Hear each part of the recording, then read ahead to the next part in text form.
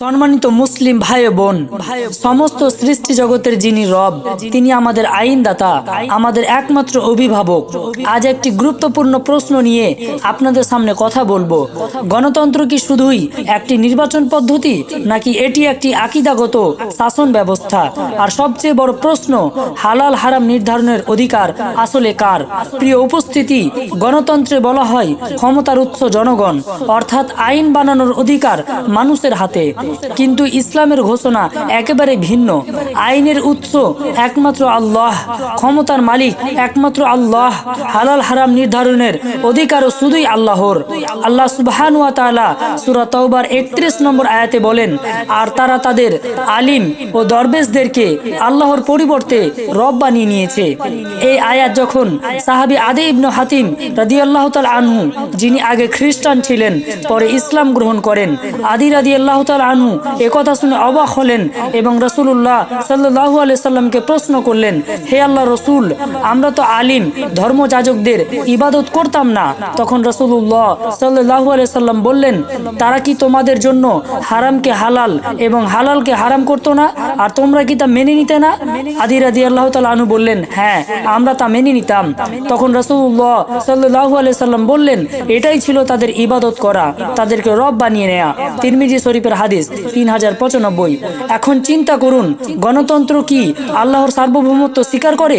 গণতন্ত্র কি আল্লাহর আইন সর্বোচ্চ আইন বলে মানে, নাকি বলে সংবিধানই চূড়ান্ত, পার্লামেন্টই আইনদাতা? বাস্তবতা হলো গণতন্ত্র মানুষকে আইনদাতা বানিয়ে দেয়। আর কুরআন বলে সূরা আল আনাম ৬ নম্বর সূরার ১১৬ নম্বর আয়াত, আর যদি তুমি পৃথিবীর অধিকাংশ মানুষের আনুগত্য করো, তাহলে তারা তোমাকে আল্লাহর পথ থেকে বিচ্যুত করবে।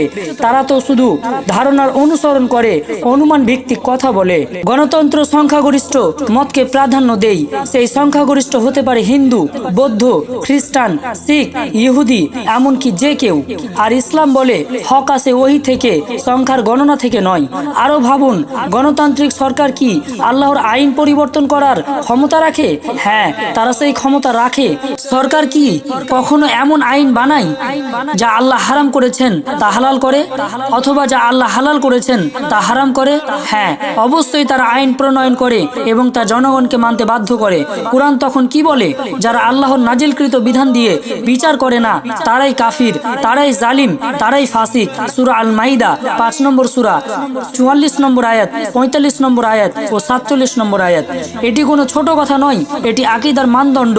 আল্লাহ নিজের সত্তার শপথ করে বলেন সূরা আন-নিসা ৪ নম্বর সূরার ৬৫ নম্বর আয়াতে, অতএব তোমার রবের কসম, তারা মুমিন হবে না যতক্ষণ না তাদের পারস্পরিক বিবাদের ব্যাপারে তোমাকে বিচারক মানে।